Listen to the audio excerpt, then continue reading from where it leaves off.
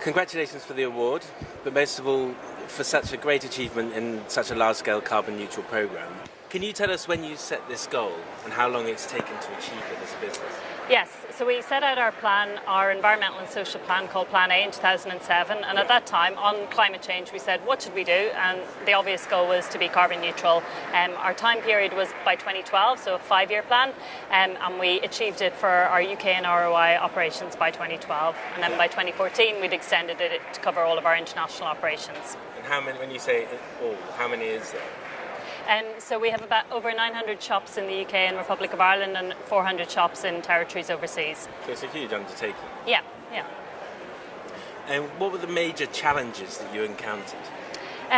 The first one was that the definition of carbon neutral and what it meant to get there was evolving and changing. So governments were bringing in regulations about reporting and guidelines. So we were trying to keep abreast of that while still following the intent of our quite simple plan. In our heads, it was very simple. We would do everything we could to reduce emissions. Yes. We would support renewable energy wherever possible, and whatever was left over, we would offset.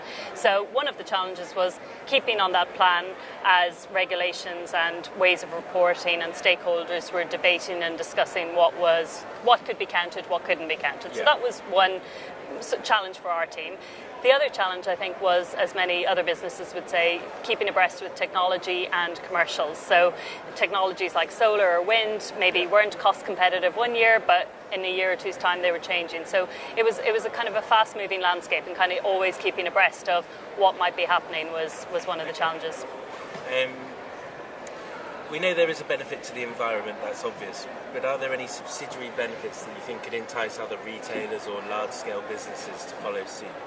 The financial benefits were significant, and that was a really good motivation, especially in the early days. Yeah. So we then thought about, as we were finding savings in our operations, we started discussing it with our supply base, and we have a huge supply base both for food and clothing and also for property. So that was really beneficial in terms of supporting our suppliers, helping them unlock new benefits commercially.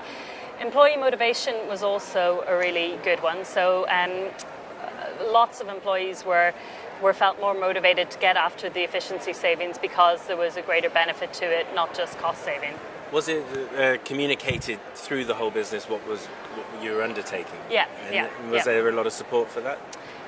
There was, and there still is, yes. I think it's something that it impacts everyone in the business, and everyone, especially a lot of people would talk about their children coming home from school and being taught about it at school, and asking their parents what they were doing. So there's a sort of circular thing going on where...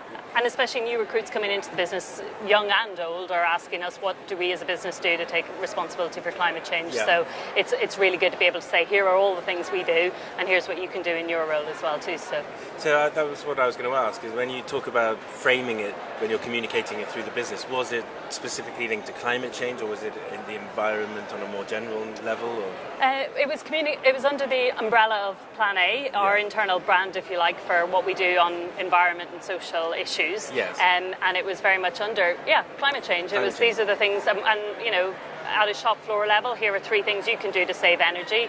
If you're a property engineer, here are things you can do to save energy. If you work in our clothing supply chain, here's things you can do. So cool. Okay. The climate challenge is huge. What will M&S be doing next to keep setting an example of what can be achieved in retail sectors, and I suppose to other businesses as well? So we've updated our Plan A commitments in June this year, so we've always done work in our supply chain to reduce emissions and encourage suppliers to do so.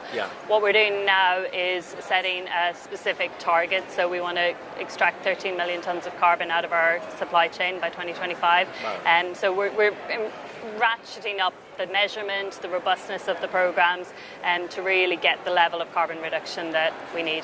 And have you done all the analysis and so it's like a realistic, we can do this, let's just go for it? Is that? I think with many of us in climate, we've done a lot of analysis. We have 10 plus years of experience of things that do work, and we know where the opportunities definitely lie. And then there's a bit of a leap of faith where we don't know exactly how we're going to get that target, but we have to, and so we'll continue to look at new technologies and new methodologies for doing so. And do you find there's a theme at the COP and it's once you set a target, you go for it, and then you increase your ambition and you go further. Is that something you found works in M&S?